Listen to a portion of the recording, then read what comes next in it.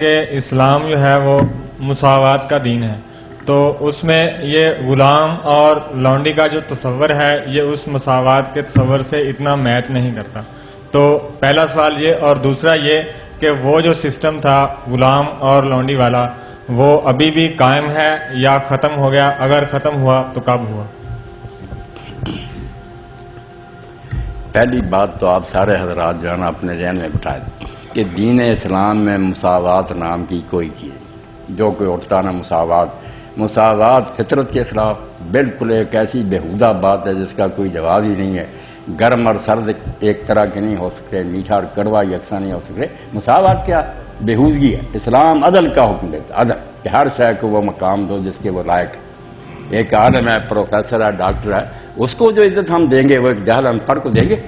یہ مساوات کیا ہو کہ سب کو برابر کرو؟ بیوقوفوں کے بعد۔ اور ایک ڈاکو ہے، چور ہے، اس کو بھی عزت نہیں جو ایک مہمان کو دیتے ہیں کہ ان کو جیلوں میں بند نہ کرو، مہمان بنا کر گیسٹ بنا کر کی خدمت کرو۔ یہ مساوات کا لفظ نہ قرآن میں ہے نہ اللہ کے رسول نے یہ کہا کہ مساوات کرو۔ عدل کا حکم، عدل ہے ہر شے کو اس کے ٹھکانے پر رکھو، جس لائق ہے کوئی چیز وہ رکھو۔ اب جو مجرم ہے ان سے مجرموں والا سلوک ہوگا، یہ عدل ہے، ان کو سزائیں دی جائیں، ان کو ذلیل کیا جائے، یہ ظلم نہیں ہے۔ تو لونڈیاں اور غلام بھی صرف کافر بنتے تھے۔ کافر میرے بچے سب سے بڑے مجرم ہیں، کیونکہ ہمارے دنوں میں دین کی اہمیت نہیں، اس لیے ہم اس جرم کو نہیں سمجھتے۔ یہ چوروں اور ڈاکوؤں کے مقابلہ میں زیادہ مجرم ہے کہ خدا کی مخلوق ہیں، اس کی زمین پر رہ رہے ہیں، اس کی سلطنت میں، اور سلطنت میں رہتے یہ باشندے اس کے باغی، اس کے بھیجے ہوئے حاکم کو نہیں مانتے، رسول کو۔ اس لیے کفار کی کوئی عزت نہیں۔ اللہ تعالیٰ نے اگر رعایت دی نا بہت مشکل سے، ورنہ یہ اسلامی قانون میں ایکسیپشن سمجھیں کہ کوئی شخص کسی ملک کے آئین کو نہ مانے، اس کو کون شرعی حقوق دیتا؟ نہ امریکہ دیتا، نہ برطانیہ دیتا۔ پہلے حالت بتانا پڑتا ہے کہ میں اس ملک کے آئین کا وفادار رہوں۔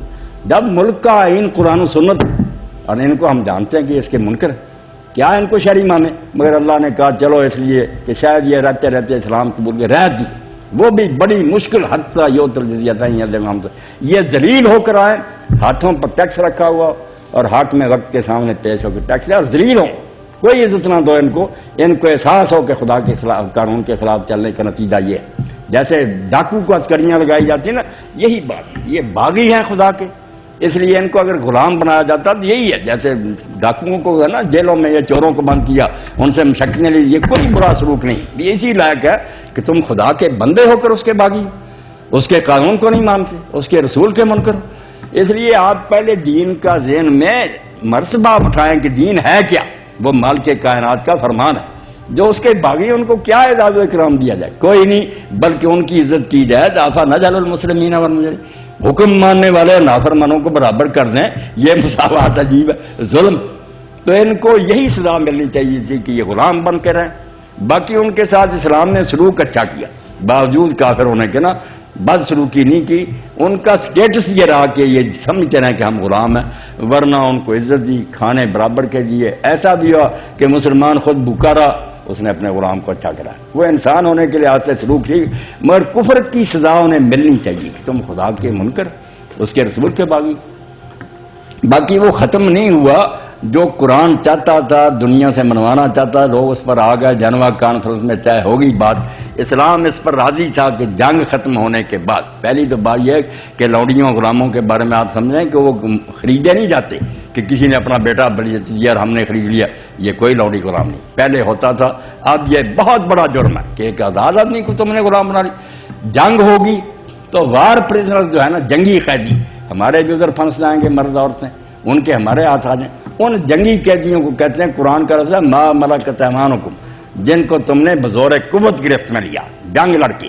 اب ان کا حال اسلام یہ چاہتا تھا کہ جنگ کے خاتمے کے بعد لوگ اپنے اپنے قیدی واپس لے لیں، مگر اس وقت کافر نہیں مانتے تھے، اس لیے مجبوراً دوسرا حل کر رہا۔ اب لوگ اس پر آ گئے کہ جنگ ختم ہوتی ہے، قیدیوں کا تبادلہ ہو جاتا، اس لیے وہ مسئلہ نہیں پیدا ہوتا، مسئلہ نہیں ختم ہو گیا، لوگ پہلے حل پر آ گئے۔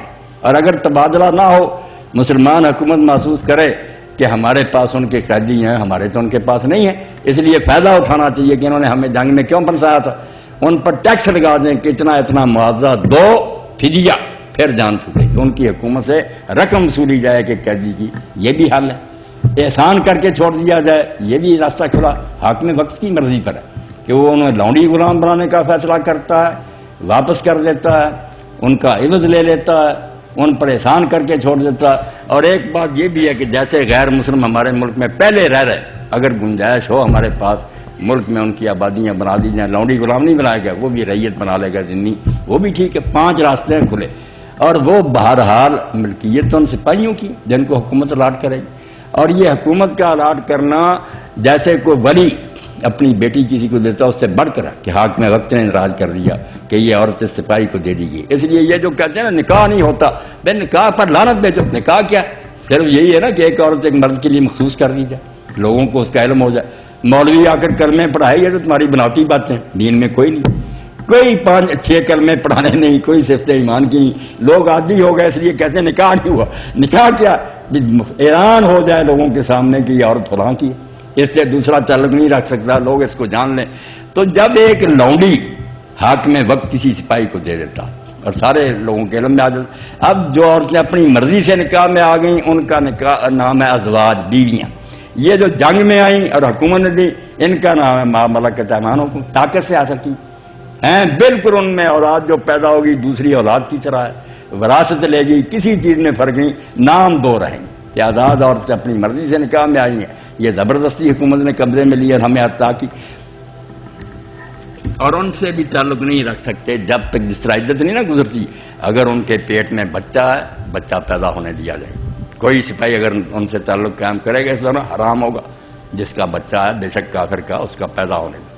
اور اگر 1 مہینہ اس نے انتظار کیا اور دیکھا کہ ابھی تو اس کو نہیں حیض آیا، پھر بھی نہیں اس کے قریب جا سکتا۔ پورے شریعت کے قوانین ہیں بیوی کی طرح کے، مگر بہرحال 2 گروہ آزاد عورتیں اپنی خوشی سے نکاح کرتی ہیں، یہ تو دشمن کی عورتیں بڑی مشکل سے پکڑیں۔ اور یہ لوڈیاں رکھنا اور غلام رکھنا آپ خود سمجھیں کہ کوئی آسان مرحلہ نہیں، سانپ ہے گھر میں رکھیں، دشمن ان کی نگرانی رکھنا بڑا مشکل مرحلہ کہ نقصان پہنچا دیں۔ مولانا قرآن میں آ رہا ہے کہ عمران کی بیوی اور فرعون کی بیوی، جہاں نام نہیں لے رہے اللہ تعالیٰ، لیکن حضرت